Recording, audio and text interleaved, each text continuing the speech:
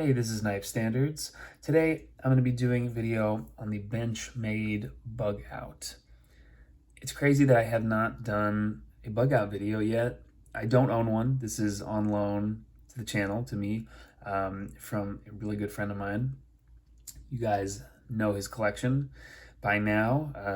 He's a huge fan of compression lock, axis lock, button lock, and I've had quite a few knives of his featured on my channel. He is an awesome guy, a really good friend of mine.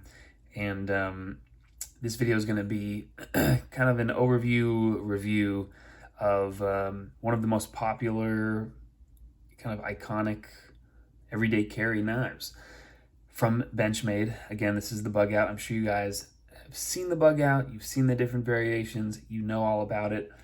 I have handled, I think, one bug out, two bug outs maybe, and I was not impressed. And I handled a knife from Asher Knives. I think it was the Nomad. I get all the names confused. I think it was the Nomad, and it just blew the bug out of the water, just crushed it. And I actually have not opened this. I have not flipped this. This has been sitting here. Just got in from my friend. So I'm going to see what it's all about. Excuse me. And we're gonna flick it open and see if it is any better than the other bug outs that I've handled. Before we get into that, please follow me at Knife Standards. You can follow me on Instagram, and don't forget to like this video and subscribe to my channel for a lot more knife content and weekly knife reviews. All right, so this is, I don't know when this came out, but I feel like this is the newest version of the bug out, and these scales are aluminum. Usually the bug out comes in these terrible, like, Grivery plastic scales, and that is actually the one that I handled. Have I done a video on the bug out? I don't think so. Anyway, the one that I handled with the Grivery scales was okay. It just felt kind of flimsy, kind of cheap. This already does feel better. It's super light. The aluminum feels good. Kind of reminds me of an airplane. And as you can see, my friend, he doesn't know what a safe queen is. So he's carrying and using every single one of his knives. And by the way, he's starting to, gather and accrue a pretty serious collection. I remember when he had just a few knives, and now it's, you know how it is. Knife enthusiasts, knife collectors. You guys know. You're like, oh, I just need to get that one. I just need that one knife. I gotta get the the Grail knife. I gotta get this, and then 2 weeks later, there's two more, and then your girlfriend gets mad at you. I know how it is. Anyway, let's go ahead and flip this open. Finally, I'm sure you guys are waiting for it.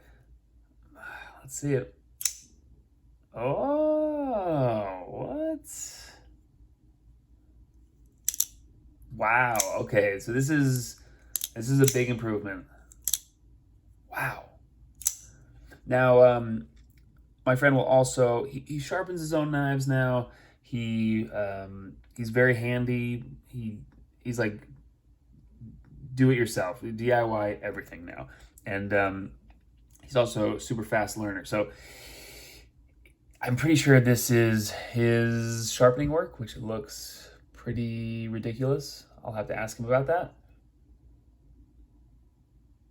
Man, did he do this edge? I don't know. Looks amazing.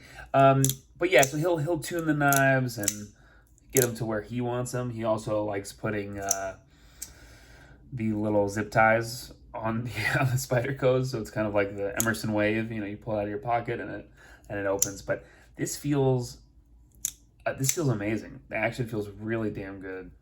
Super smooth. Wow. Yeah, this definitely rivals the Asher Spiro. Super good action.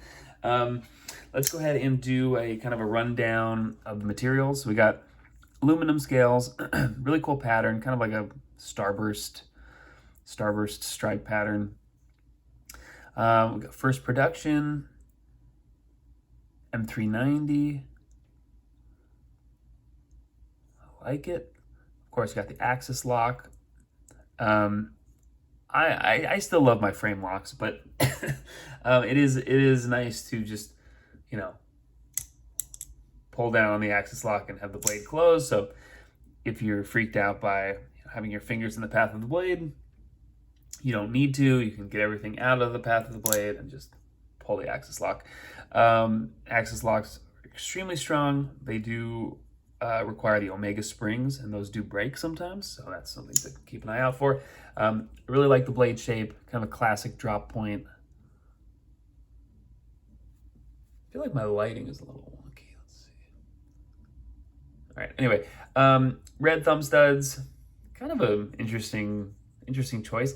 If this had blue thumb studs and blue standoffs, I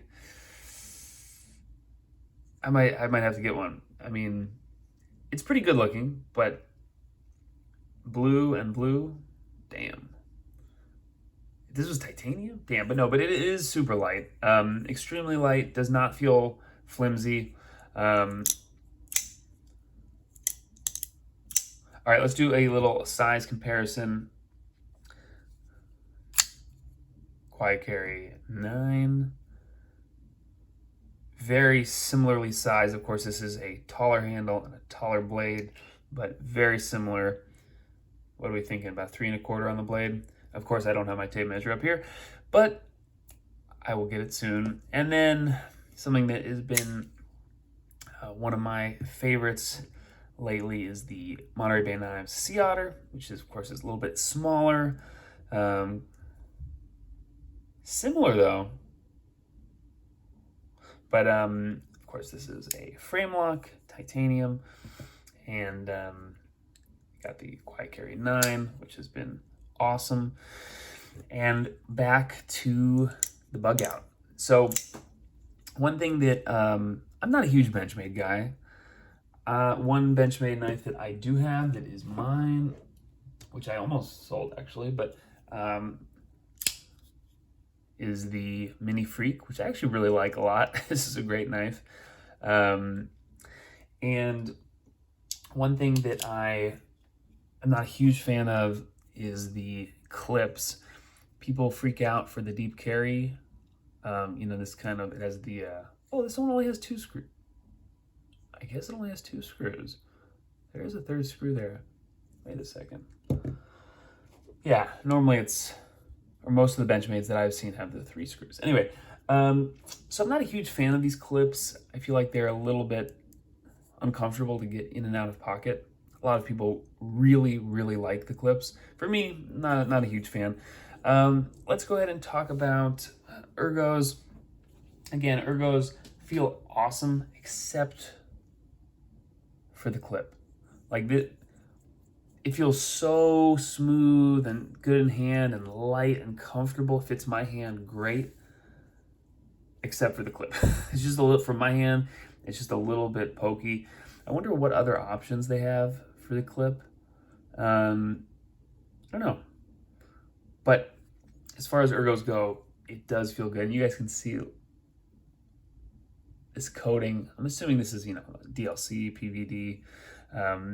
Coating looks like it's held up really well. The edge is extremely sharp. Let's go ahead and get some paper going. Yeah, damn. Damn. Action is great. So this is the best, this may be the best, this is the best Benchmade knife that I've handled. It's hard to remember which ones I've handled. I guess that's a good place to be in, that I've forgotten some of the knives that I've handled, and some of the videos I've made. But I'm digging this. Flat ground. This is just kind of a, you know, a solid EDC that you don't have to worry too much about. I think this is a big improvement over the FRN scales. Aluminum feels great. I was gonna say, when are they gonna make titanium? But they're coming out with the, what is it, the Narrows, which is just wild. I think it's M390 in titanium, and it's like $500. So that is what titanium is going to cost if you want it from Benchmade. But I think this is a much more affordable alternative, and I think it's good to go. Really, really solid. I like it a lot. I like it a lot. Of course, the clip is reversible. These look like all T6s except for the pivot, which looks like bigger than a T8, which is kind of, I don't know, I don't know, it just rubs me the wrong way. It's like, well, they can do anything they want, you know? I feel like there's some things that, and this is not a critique on this knife per se, but just I feel like Benchmade, some of the companies, including Benchmade, are just a little bit out of touch. Like, let's put T8s on here, you know? T8s, and they have T6s and a T10 maybe? I don't know. It's wild. I feel like Spyderco is much more in tune with the actual knife community, and they are listening and they are making changes. I feel like Benchmade's like, no, it's okay. We're gonna do it this way. No. Anyway, I think that just about wraps it up. Thank you again to my friend for loaning this into the channel. Huge improvement. I'm a fan. I do like this knife. And, you know, am I going to go out and buy a Benchmade tomorrow? No, I don't think so. But I'm glad I got to handle this, and maybe I'll get this guy in pocket for a day or two before I get it back to my friend. I do have more knives of his coming to the channel, so stay tuned for that. And of course, check out the RR Station. By the time I post this video, the pre-order should be live, so definitely check that out. All right, this has been Knife Standards. Thanks for watching. I'll catch you guys later.